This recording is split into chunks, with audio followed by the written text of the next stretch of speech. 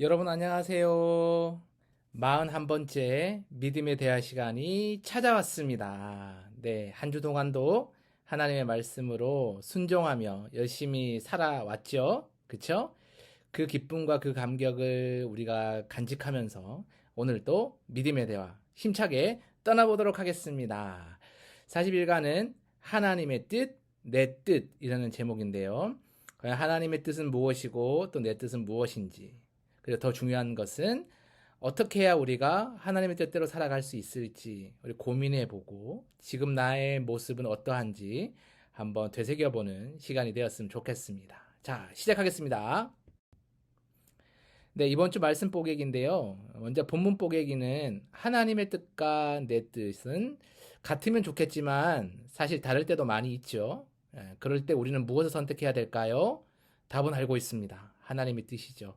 하나님의 뜻을 먼저 선택했던 그 다니엘의 이야기를 살펴보면서 어떻게 다니엘은 하나님의 뜻을 자신의 뜻보다 먼저 앞세울 수 있었고 그것이 좋은 것이라고 고백하며 따라갈 수 있었는지 고민해 봤으면 좋겠습니다.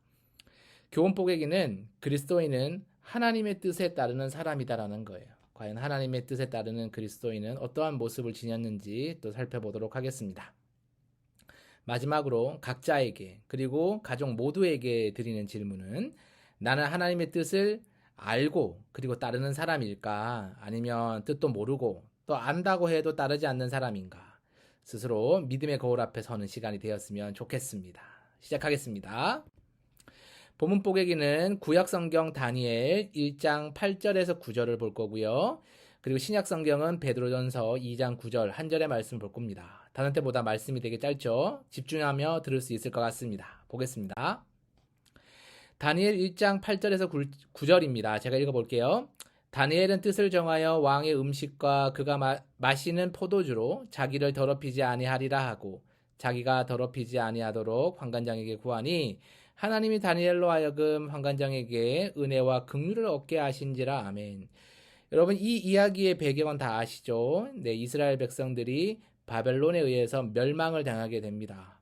네, 아수르에 의해서 북이스라엘이 멸망했고 이제 남이스라엘, 그러니까 남유다라고 표현하는 그 남은 이스라엘마저 바벨론이라는 거대한 제국, 패권국에 의해서 완전히 멸망당하게 되고 수천리 길을 떨어져 있는 그곳에 이제 포로로 잡혀와서 이 바벨론이라는 나라의 심장부에서 이제 노예살이를 하게 되었습니다. 다니엘과 세 명의 친구 이야기가 그렇게 시작이 되는 거예요. 그런데 당시에는 이 포로들을 잡아와서 어떻게 했냐면 특별히 공부를 많이 한 포로들 혹은 왕가의 혈통의 포로들은 바벨론식의 어떤 교육과 문화에 젖어들게 했어요. 왜냐하면 사람을 변화시킬 수 있는 건 뭐 몽둥이나 뭐 주먹이나 뭐 고문이나 이런 것이 아니라 따뜻한 옷처럼 보이고 맛있는 음식처럼 느껴지는 그들의 문화였거든요. 바벨론의 문화에 젖어들면 자연스럽게 뛰어난 능력을 가지고 달란트를 가진 그 포로들이 바벨론을 위해서 충성하는 사람들로 변화될 수 있다라고 그들은 믿었기 때문이고 아니나 다를까 바벨론이라는 거대한 제국이 통치될 수 있었던 것은 바로 바벨론의 인구가 너무너무 많기 때문이 아니라 이러한 문화 통치의 정책, 융화 정책을 잘 써서 바벨론식으로 변화된 사람들을 다시 그들의 조국으로 돌려보내서 통치자로 만들었던 어떤 그런 놀라운 정책 가운데 이 비밀이 있었다는 거예요. 그래서 이 다니엘과 세 명의 친구들 그리고 많은 유대인의 이 고관대작의 자녀들이죠. 이 포로들을 이 문화 통치, 이 융합의 통치 안에서 사람들을 이렇게 서서히 세뇌시키려고 했다라는 거예요. 그 첫 번째가 바로 이 음식에 대한 부분이었습니다. 바벨론식 음식을 먹어야 된다는 거죠. 특별히 여기는 뭐라고 되어 있습니까? 왕의 음식, 또 포도주라고 되어 있는데요. 여기서 말하는 왕의 음식이라는 것은 임금이 먹을 만큼 흔히 수라상이라고 표현하죠. 수라상에 올라가는 진귀한 음식을 의미하지만은 않습니다. 여러분 왕의 음식은 당연히 맛있죠. 그거 왜 굳이 나 안 먹어요 하겠습니까? 당시에는 포도주를 먹는 것이 이상하지 않았어요. 여러 번 얘기했지만 고대 근동지방에서 포도주는 음료수에 가까웠기 때문에 사실 오늘날의 술 문화는 많이 달랐습니다. 마시는 게 전혀 문제가 되지 않았다라는 얘기예요. 그럼에도 불구하고 다니엘이 거절했던 건 뭐냐? 그것은 이제 시대적인 상황을 알아야 되는데 여기서 말하는 왕의 음식이라는 것은 임금이 먹는 음식이기도 하지만 동시에 바벨론이 섬기는 이 마르둑과 같은 신이 있는데 이 창조신이라 부르는 신이 바로 마르둑이에요. 이런 신에게 제사한 음식이라는 의미도 있었어요. 그러니까 신에게 드리는 음식을 왕이 먹고 왕이 먹이는 음식을 이 사람들에게 이제 나눠주는 거예요. 다시 말해서 다른 신을 섬기기 위해서 제사했던 그 음식을 먹으라는 것은 어떤 것을 의미하겠어요? 예, 하나님을 버리고 또 다른 어떤 제국에서 끌려온 사람들은 그들의 신을 버리고 오직 바벨론의 신만을 섬겨야 한다. 이것이 그 음식 안에 그들의 문화 안에 숨겨져 있었다라는 겁니다. 그래서 다니엘과 세 명의 친구는 어떻게 했어요? 과감하게 내가 죽었으면 죽었지 이거 못 먹는다라고 이야기한 거예요. 그러면서 환관장에게 부탁을 합니다. 이 구절에서는 없지만 뒷부분에 나와 있죠. 어떤 부탁을 합니까? 시험을 해달라. 어떤 시험을 해달라는 거죠? 나는 고기 안 먹고 다른 애들은 고기 먹어라. 그러고 나서 며칠 뒤에 한번 내 얼굴의 때깔과 고기만 먹었던 아이들의 때깔을 비교해봐라. 그래서 내 때깔이 더 좋으면 내 건강 상태가 더 좋아 보이면 앞으로 나 고기 안 먹는다.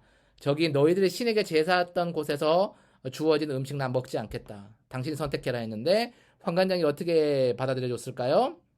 기쁜 마음을 받아들여 줬습니다. 오케이 알겠다. 네 뜻대로 해라. 이렇게 된 거죠. 9절의 말씀에 다시 한번 주목해 보세요. 하나님이 다니엘로 하여금 환관장에게 은혜와 긍휼을 얻게 했다라고 있죠.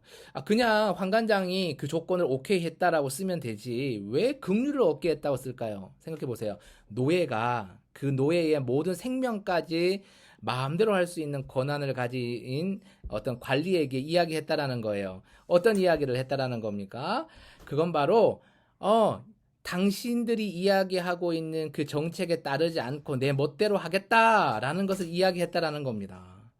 여러분 그것을 받아들여 주는 게 쉽지 않았겠죠. 근데 이 다니엘의 요청을 환관장이 받아들여 줬다라는 것은 하나님의 그 은혜가 환관장의 마음을 바꿔놓았다라는 것이죠. 다시 말해 하나님의 뜻과 세상의 사람의 뜻이 있었는데 하나님의 뜻을 먼저 구했더니 하나님이 그 뜻을 구한 자를 지켜주시고 인도해 주셨다.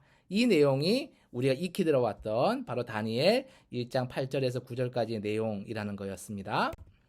자, 베드로전서 2장 9절인데요. 제가 짧게 읽고 넘어갈게요. 그러나 너희는 택하신 족속이요 왕같은 제사장들이요 거룩한 나라요 그의 소유가 된 백성이니 이는 너희를 어두운 데서 불러내어 그의 기이한 빛에 들어가게 하신 이에 아름다운 덕을 선포하게 하려 하심이라. 베드로 사도가 하셨던 말씀인데요. 이 말씀의 핵심되는 구절이 물론 여러 가지가 있겠지만 저는 이걸 꼽고 싶어요. 거룩한 나라고 그의 소유된 백성이다. 여러분 거룩의 뜻이 뭔지 아시죠? 구별되는 거예요. 왼손 다르고 오른손 다르고 이게 구별된다라는 건데 하나님의 뜻을 따르는 우리와 세상의 뜻, 자기의 뜻대로 살아가는 세상 사람들은 분명히 같으면 안 된다라는 거예요. 달라야 된다는 거죠. 그래야 우리가 하나님의 소유된 백성이 될 수 있고 하나님의 자녀가 될 수 있다라는 거예요. 다니엘이 그랬던 것처럼 목숨을 위협받고 자신의 안위가 위협받는다 할지라도 하나님을 선택하고 하나님의 뜻을 선택하고 달려갈 수 있는 것, 그것이 믿음이고 하나님이 찾으시는 자의 유일한 조건이라는 겁니다. 여러분은 다니엘과 같은 경우라면 또 베드로와 같은 경우라면 여러분은 하나님의 뜻을 목에 칼이 들어와도 지키겠습니까? 아니면 세상의 뜻도 좋다라고 생각하시겠습니까? 고민해 보시면 좋겠어요. 그래서 우리가 묵상해야 될 부분은 이거예요. 하나님의 뜻이 나의 방향이 돼야 된다. 내 삶의 비전이 돼야 된다라는 거예요. 하나님의 말씀 그리고 나의 삶의 방향을 맞추어가는 노력이 바로 믿음이라는 거예요. 오타가 좀 있어서 죄송합니다. 하나님의 말씀에 나의 삶의 방향을 맞추어 나가는 것이 믿음이라는 겁니다. 우리 다니엘서 1장 8절 첫 구절이 뭐라고 되어 있습니까? 다니엘은 뜻을 정하여 라고 되어 있습니다. 다니엘은 어떤 뜻을 정했을까요? 마치 이 구절을 보면 다니엘이 자신의 뜻을 정한 것 같지만 그러나 이 구절 가운데서 숨겨진 의미가 뭐예요? 하나님의 뜻을 나의 뜻에 이렇게 포개서 내 뜻이 온전히 하나님의 뜻과 하나가 되게 하는 그의 믿음이 엿보여지는 부분이었습니다. 우리가 오늘 얻어야 되는 세 가지 교훈은요. 첫 번째, 하나님의 뜻을 따르는 사람은 세상의 유혹에 빠지지 않습니다. 이렇게 하면 내가 편하게 살 수 있어. 이렇게 해야 다른 사람들이 날 인정해 줄 거야. 아니면 내가 위험할 수 있어. 내가 어려울 수 있어. 이런 게 다 유혹인데 그런 유혹에 빠지지 않는다는 거예요. 오직 하나님의 뜻만을 찾고 붙들어서 살아가게 된다는 겁니다.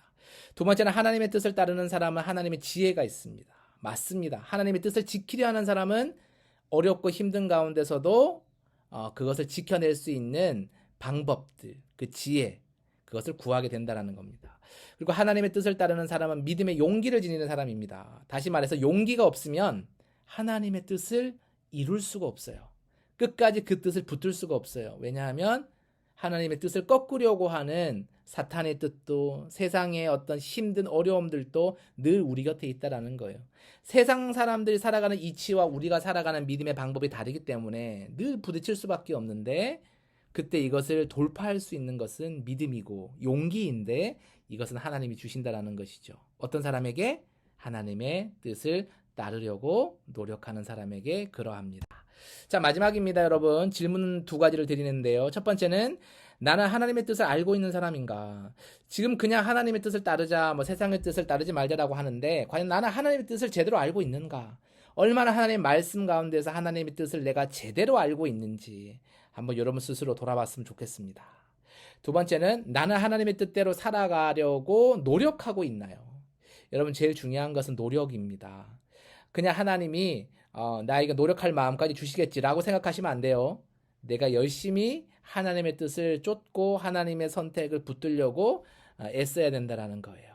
그럴 수 있을 때 우리가 변화될 수 있겠죠? 자, 이 두 가지 질문을 우리 가족들과 함께 혹은 여러분 스스로 한번 던져보시고 나눠보시면 좋을 것 같습니다. 여러분 힘든 질문에 힘든 답, 좀 어려운 답을 스스로 부끄러움 가운데 고백할 수 있어요. 근데 괜찮아요.